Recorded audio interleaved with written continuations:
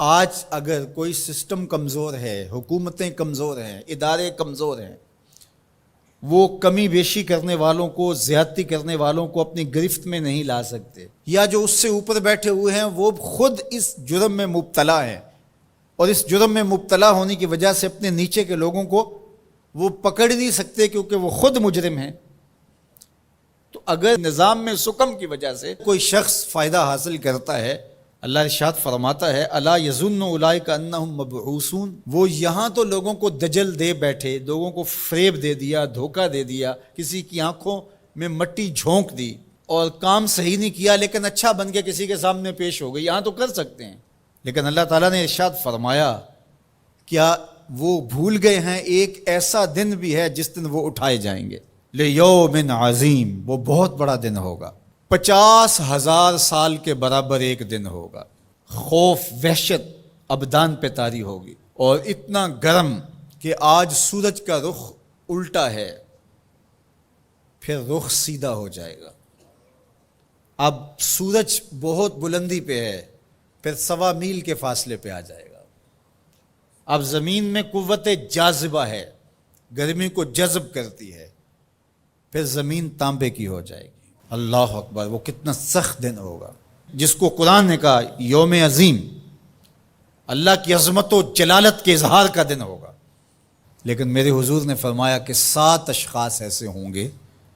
جنہیں اللہ اس دن اپنے عرش کا ٹھنڈا سایہ عطا فرمائے۔ ان میں سے نمبر 1 امام عادل، عادل حکمران جو انصاف کے تقاضوں کو بہر صورت پورا کرتا ہے اگرچہ قریبی ہی کیوں نہ ہو۔ دوسرا شخص وشاب نشأ فی عبادت اللہ، وہ جوان جس کی جوانی اللہ کی عبادت میں گزری۔ آج تو میرے جوان کی جوانی سوشل میڈیا پہ گزر رہی ہے، آج میرے جوان کی جوانی تو گلیوں چوکوں اور بازاروں میں گزر رہی ہے۔ تیسرا شخص وَرَجُلٌ قَلْبُهُ مُعَلَّقٌ بِالْمَسَاجِدِ، وہ آدمی جس کا دل مسجدوں سے جڑا رہتا ہے،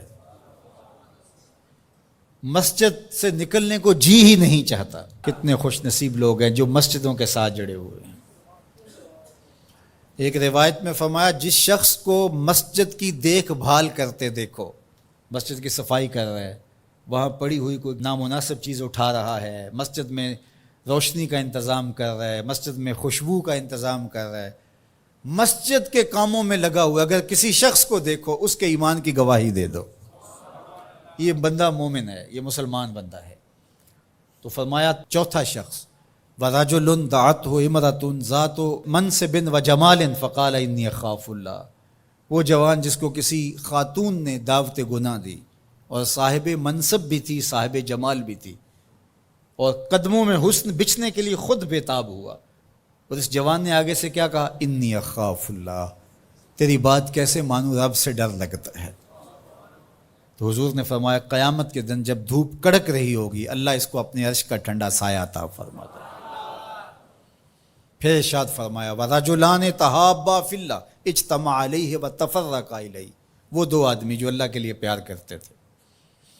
جب آپس میں ملے تو اللہ کے لیے، اور آپس میں اگر ان کی دوری ہوئی تو وہ بھی اللہ کے لیے۔ رضائے الہی ان کا مقصود تھا، ان کی دوستی کا سبب اللہ کی رضا تھا۔ چھٹا شخص ارشاد فرمایا وَرَجُلٌ تَصَدَّقَ بِصَدَقَةٍ فَأَخْفَاهَا حَتَّى لَا تَعْلَمَ شِمَالُهُ مَا تُنْفِقُ يَمِينُهُ، وہ شخص جس نے صدقہ کیا اور اتنے مخفی انداز میں کیا کہ جو دائیں ہاتھ نے صدقہ کیا بائیں کو خبر بھی نہیں ہوئی۔ اللہ اکبر، ہم نے اپنے بزرگوں کا یہ مزاج دیکھا ہے کہ وہ دیتے ہوئے جس کو دے رہے ہیں اس سے بھی آنکھیں نہیں ملا رہے ہوتے کہ اس کو کوئی شرمندگی نہ ہو۔ اور 7واں شخص وَرَجُلٌ ذَكَرَ اللَّهَ خَالِيًا فَفَاضَتْ عَيْنَاهُ،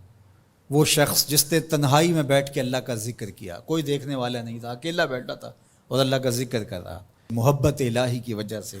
اس کی آنکھوں میں آنسو امڈ آئے۔ تو میرے اور آپ کے آقا و مولا فرماتے ہیں قیامت کے دن جب کوئی سایہ نہیں ہوگا اللہ اسے اپنے عرش کا ٹھنڈا سایہ عطا فرمائے۔ اللہ ہمیں رحمت للعالمین کا صدقہ جہنم کی سختیوں سے نجات عطا کرے اور ایسے اعمال بجا لانے کی توفیق دے جو جنت کے راستے کا سبب بنے اور جہنم سے آزادی کا مجدہ جاں فضا بنے۔